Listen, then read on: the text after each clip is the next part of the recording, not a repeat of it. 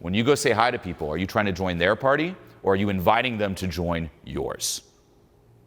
Learn how to have that party with yourself. It all starts there. And this will also eliminate so much neediness, right? Because guess what? If you're going up to someone else, you're like, well, give me the fun and carefree and passion. I need it. But if you already have that, you're good, right? I used to call this emotional masturbation, all right? Where if you think of most people, we'll get a little graphic. Most people, they don't know how to push their own buttons. They don't know how to generate that fun, that carefree, or that passion, right? And it's as if their arms are tied behind their backs. They really need to come, and they're like, I gotta come. Now say that's you. You're like, I really need to come. I can't make myself come. Can someone please make me come? And they're going up to people. It's like, give me the fun, carefree passion. Make me come. Make me come, people. Make me come, right? And of course you're needy. You need someone to make you come. But here's what happens. When you learn this, especially embrace, exaggerate, laugh, you realize your hands were never tied. You can make yourself come. And that's you doing it to you. Now, I know it's very graphic, but I'll use these graphic examples. Like, now you're going to remember this concept, right? But now, here it's different, right? Instead of make me come, say you're just going to town on you. You're in your party. You know you're going to come either way. You can walk up to someone, you're like, care to join? And they could be like, yeah, be part of the fun. If not, I'm not like, I need you to join. It's like, I'd love for you to join, but if you don't, I'm going to come either way. I'm good. That's the key. Whatever outcome you think that person will give you, find a way to give it to yourself.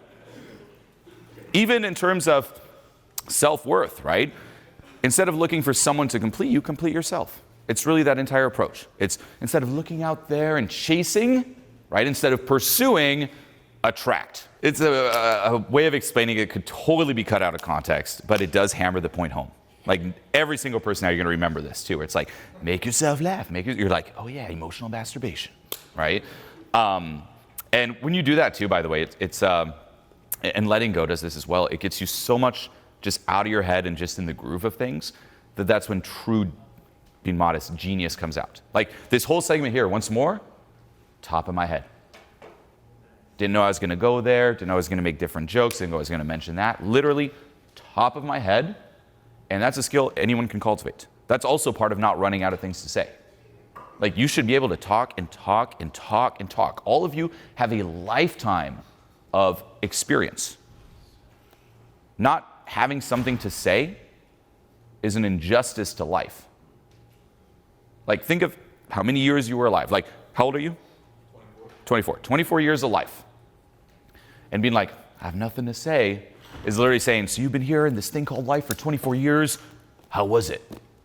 Not much to say about it, right? Everyone has something to say. Even if you just connect to that little voice, all of you have that little voice in your head right now yapping about, unless you're completely enlightened. And that's what we tell ourselves. I have nothing to say. No mind. Enlightenment. No, there's something going on. You're just not saying it. Lower the bar. This is also huge. Lower the bar and realize that one, having a high bar will stifle you, and even if you do it perfectly, it'll come off really weird, and try hard. Let this land. So we all have this filtering mechanism, right? So you have all those experiences, all those thoughts. And what happens is you identify one and you're like, is this good enough? My bar is very high, and depending on how much value you place on who you're talking to, the bar will be higher and higher. Not good enough. What about this? Not good enough. What about this? Okay, that's good enough.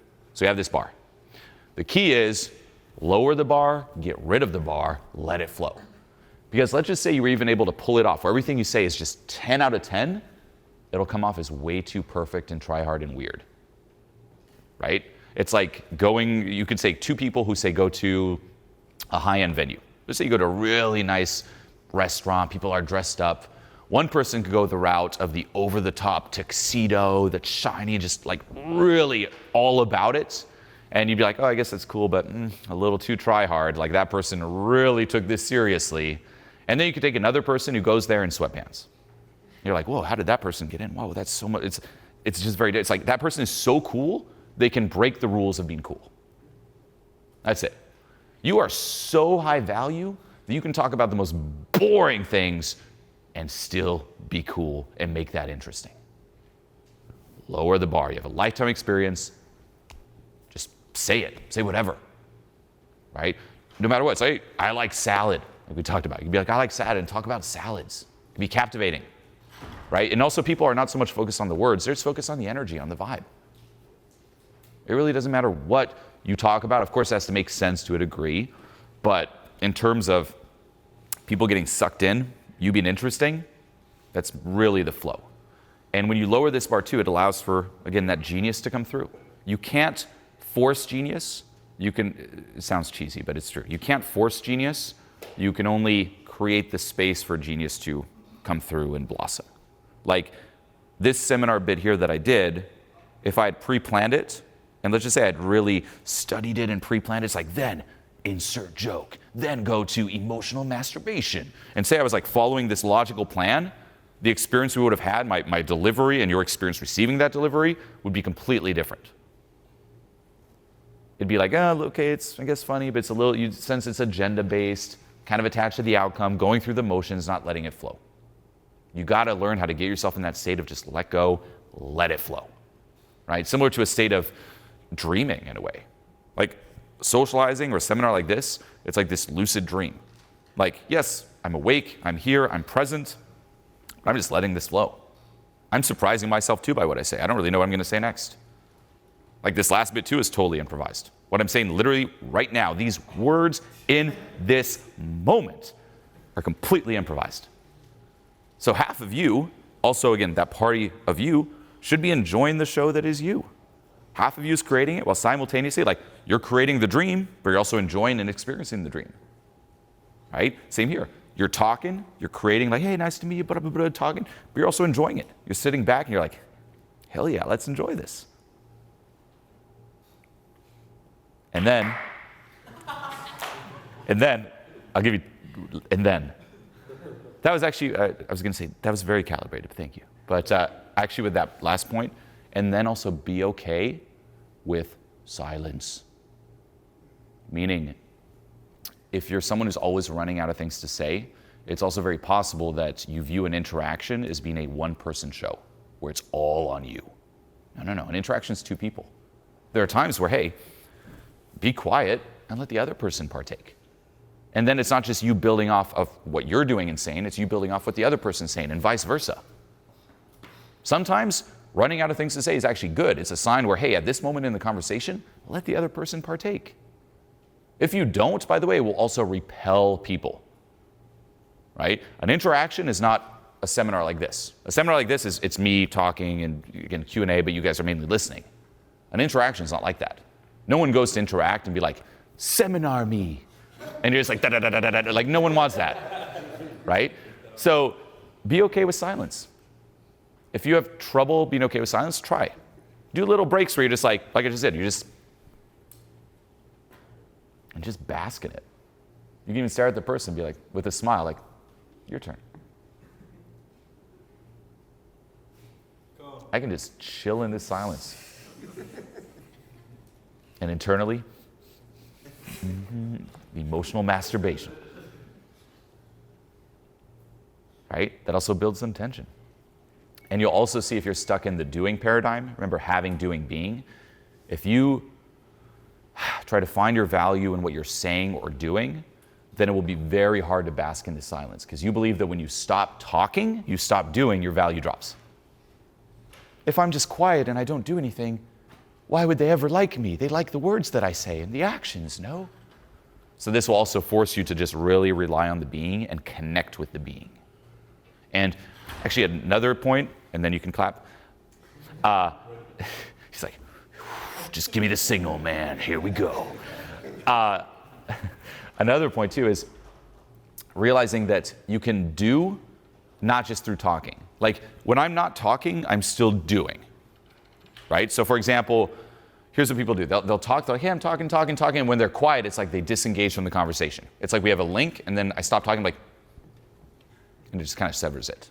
When I'm not talking, I'm still doing, for example, in facial expressions, subcommunications, right? In frames and intentions. I'm still like staring like, your turn. Or even if they're talking, I'm like, oh, what, really? Oh, like, you're still part of it. It's not like, now my mind turns off. So you're always generating, right? Even in silence. So if you're someone who has trouble with silence, practice it, and you can now clap. Give him a hand.